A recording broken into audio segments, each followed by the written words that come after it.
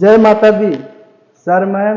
माता दी। क्या नाम है आपका? मैम ऐसे तो मुझे लोग कलुआ कहते हैं। मैं कहीं पर जाता हूँ तो मुझे लोग वास्तव कुमार के नाम से जानते हैं। वास्तव कुमार, कहाँ से हैं आप? मैं उत्तर प्रदेश आजमगढ़ के रहने वाला हूँ। और ये जो आपने ये सूट बूट जो पहना है एज ए फॉर्मल, क्या बात है, इतना तैयार होके आए हो, वेरी नाइस। Thank you.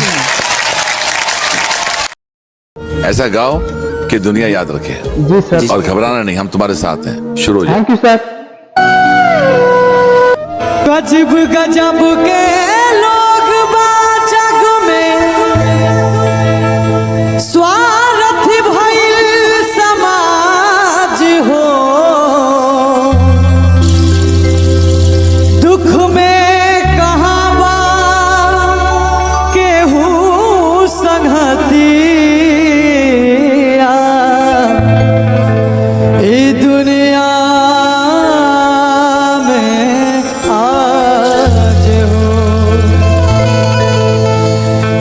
परित हिताई मिताई जात छोड़ देला, हित परित हिताई मिताई जात छोड़ देला, जब समय होला कमजोर, जब समय होला कमजोर हर केहू साथ छोड़ देला, जब समय होला कमजोर हर कोई साथ छोड़ देला, हित परित हिताई मिताई जात छोड़ देला, हित परित हिताई मिताई जात छोड़ देला, जब समय होला कमजोर, जब समय होला कमजोर हर कोई साथ छोड़ देला, जब समय होला कमजोर हर कोई साथ छोड़ देला।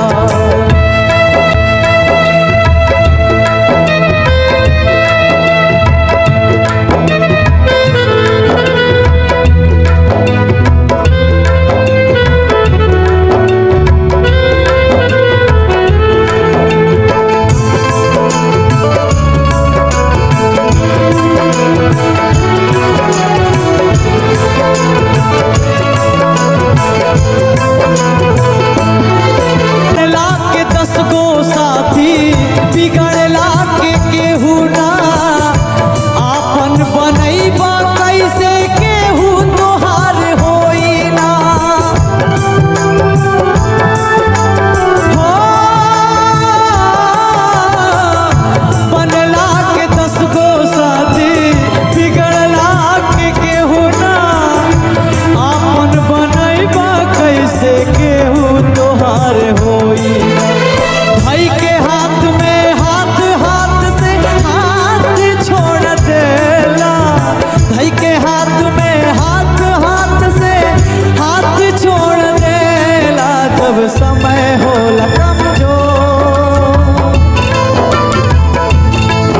जब समय होला कमजोर तो हर केहू साथ छोड़ देला, जब समय होला कमजोर साथ छोड़ देला।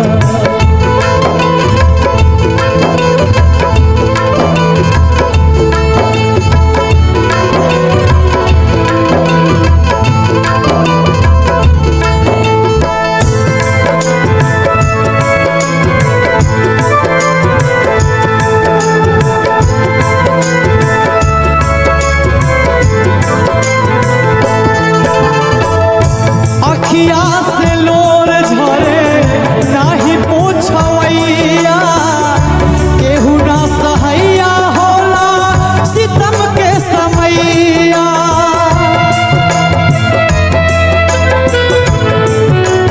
हो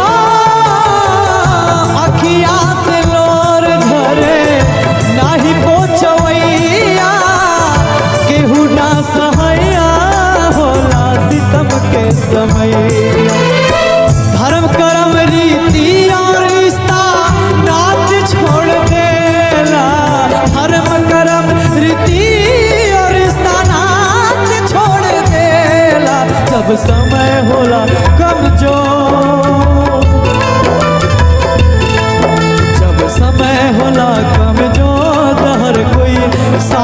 छोड़ देला जब समय होला कमजोर हर कोई साथ छोड़ देला हित परीत हिताई विदाई जात छोड़ देला हित परीत हिताई विदाई जात छोड़ देला जब समय होला कमजोर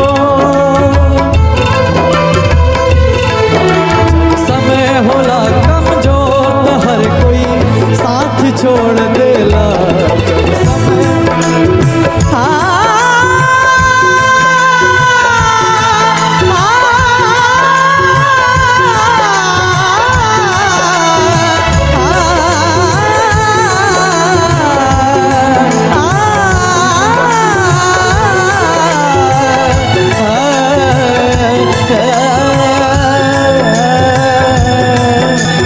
समय होला कमजोर।